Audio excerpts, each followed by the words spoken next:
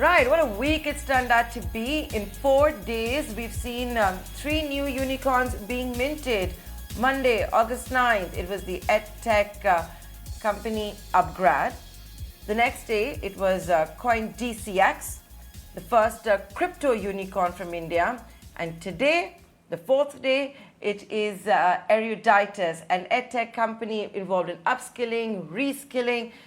So it is also the 4th edtech startup to be minted into a unicorn. What's going on? Let's figure it out. Joining us is the co-founder of Eduritus, Chaitanya. Thank you, Chaitanya, for joining us here on Startup Central. First up, a big congratulations to you and your entire team. You're entering the Unicorn Club with a fat $650 million check, including from SoftBank, Accel, and others. You're also quadrupling your valuation, $800 million to $3.2 billion. First up, congratulations. When you folks started out, did you think that there would be a day where you would be worth over $3 billion? First of all, thanks, Nayantara, for inviting me over, and for happy to share this this milestone with you and the viewers. I think it's when we started the company in 2010. That we could go to this value of a company. But more than that, we would like to think in terms of how many learners or students we were able to impact. At that stage, we thought maybe it could be in a few thousands. But as we fast forward the journey for 10 years, right now, here we are sitting having impacted or delivered programs for 250,000 learners from 80 countries. So that's something we haven't imagined at all yet. So it's definitely a pleasant surprise and gives us a lot more motivation to do more.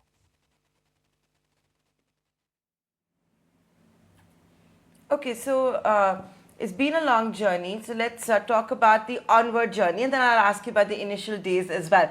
$650 million. 4th edtech startup to become a unicorn. The second edtech after Unacademy that SoftBank is also betting on. You entered K-12 with with the M&A activity where we had you folks on the channel after that $200 million acquisition. What is the way forward for you guys? Yeah. So for us, the way we, as I was mentioning, the way we would like to think about is about the impact or something that ties back to our mission in terms of how can we deliver high quality education that's affordable and accessible. So far it's 250,000 students. And the way we are thinking about is that within the next 3 years, can we make this 10x? Can we make the impact 10x in terms of reaching 10x more people across the world in delivering this high quality education? That's one. The second I would say is that how can we, in the process, be the fastest growing skilling platform, upskilling or reskilling platform? The third point with the, as you mentioned, with the edtech acquisition is that how can we be this ecosystem of lifelong learning, right from young adults to a CEO? How can we provide him or her with the best education or high quality education that's out there, and setting them up for success? So that's I think that's our aspiration, and that's how we would like to think about our journey forward as well. And the money that we raised, the investment we raised, as well as the backers that we have as investors who have this impact and long-term view will board that particular aspiration. Chaitanya, allow me to please make this observation. On Monday, we saw upGrad being minted into a unicorn. Its big boss, Ronnie Screwvala, always says, why should education only be limited to schools and colleges? And that has been the philosophy behind upGrad. It's also a philosophy that is shared by all of you at Eruditus, where you talk about the unbundling of high school learning, college learning with lifelong learning. Is this the future then of edtech? Something that maybe you saw Coursera or Udemy, etc., latch onto earlier? Yeah, I guess the disruption in the higher education sector, maybe that's long overdue, but COVID has really accelerated that, number one.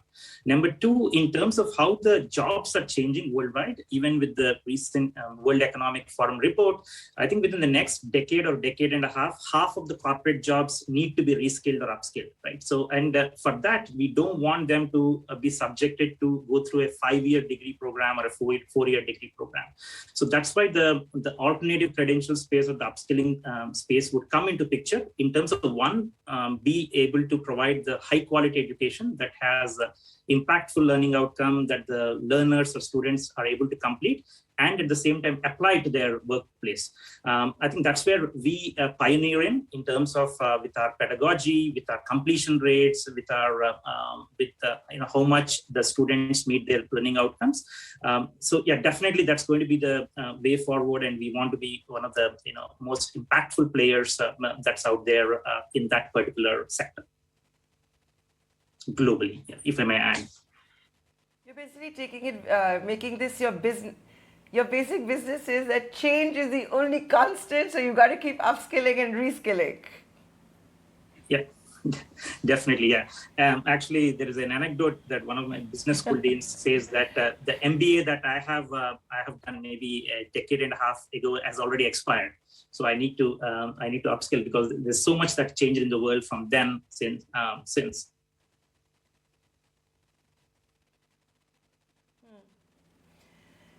If you would allow me to now talk to you a little bit about yours and Ashwin's journey at Eruditus. How did it start? How did you guys get this idea? And when you guys started out many years ago, there may not have been many believers in this concept.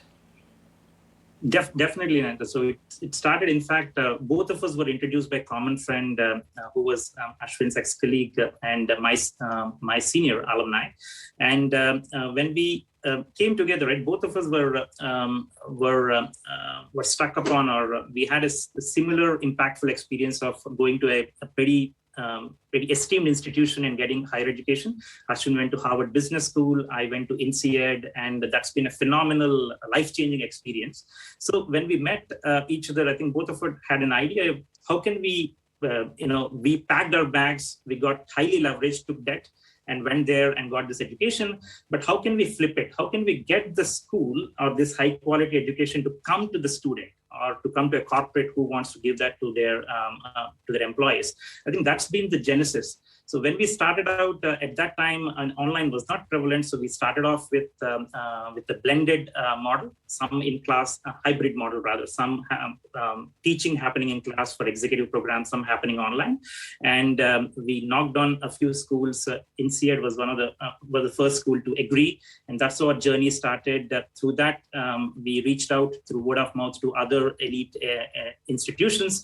And our first phase has been to deliver this high quality blended or hybrid programs. And that's when the MOOC revolution started. And then we pitched to our universities, how can we deliver this kind of program completely online in 2015-16. And that's how our online program business has started under the brand, under our platform Eduritus. And since then, we managed to add from then onwards, over 50 institutions globally, as well as regionally, that is in India, in China, in Latin America, in terms of amplifying this impact. So that's how we would describe the first phase has been with blended. And in fact, the first program that we started was a flop, rather economically, but it had a lot of learnings for us, and which has paved the path of how we should construct, how we should find a program that has a product market fit and then deliver it at scale. So you said that the first one didn't work out economically, and it's so important that we also celebrate failures, and very often we don't do that. So what were the lessons from that? Yeah, in fact, I tend to say there's no failure, there's only learning. Not trying is a failure, rather. I think the lessons were, one is on paper, we had maybe the best executive program or a management program that we've designed, but at the same time, for a lot of people who are pursuing it or taking it, brand was absent in terms of, at a natural level, people associate, for example, if they do a program from a top school like an MIT or a Harvard or even an IIT, they associate with a certain quality. But at that time, we were nobody coming and delivering a program, even though we believed it's high quality. So I think that's when we thought about, and we delivered the program, and at the same time, we understood the learning has been that we need to participate or collaborate with these high quality institutions, number one. Number two, how can we give them an access to a market which otherwise they might not be able to attract? I think that's where our efforts or our capabilities would come in. And that's how we could create this a win-win collaboration. And since then, we have been working with top universities in terms of designing, developing programs and offering them at scale. So tell us a little bit, I'm going to make this my final question before we wrap up. Now, there is your company, Eruditus. Like I said, there's upGrad, which has come about. We had a Coursera before that. You've had Udemy. You've got Microsoft's edX. Tell us on your platform, what is it that users, because you're also in 80 plus countries, right? What are the users flocking towards? What's great on the Eruditus platform that may not be there? What are the best sellers?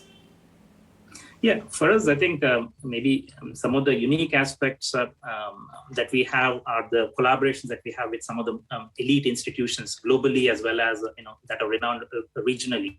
Number two, we are tight with the in-demand skills that are needed in the market. Be it digital transformation, data analytics, machine learning, and now with our new offerings in healthcare.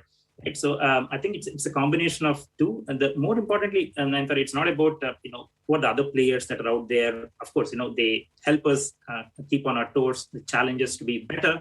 But I think the market is extremely huge. If you look at it, 280 billion is the skilling market that's out there, right? So and here we are, at 170 million, going to 500 million in the next year. So it's a sliver. If you look at the within the with the perspective of what's possible out there. The second thing I would add is that the number of people learning online, at this moment, it's over 140 million across the world.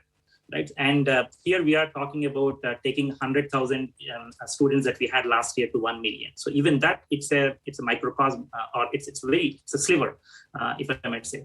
So I think the market is huge. I think what is working for us is that one, these partnerships with the elite universities. Second is our emphasis.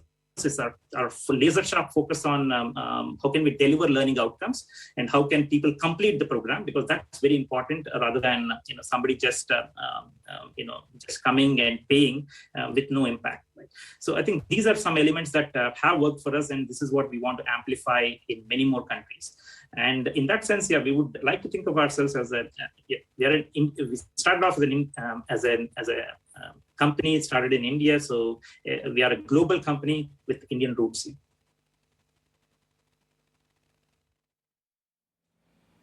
A global company with Indian roots, building for the world from India. That, ladies and gentlemen, is your 23rd unicorn of 2021. It is the 4th edtech unicorn that we have from the country. Chaitanya, it's your big day. Thank you so much for joining us live on today's edition of Startup Central. Upskilling, reskilling, World Economic Forum saying that 50% of the global workforce will have to do just that. And that's the problem Eruditus is solving. Thank you. Thanks, Nayantara, for having us.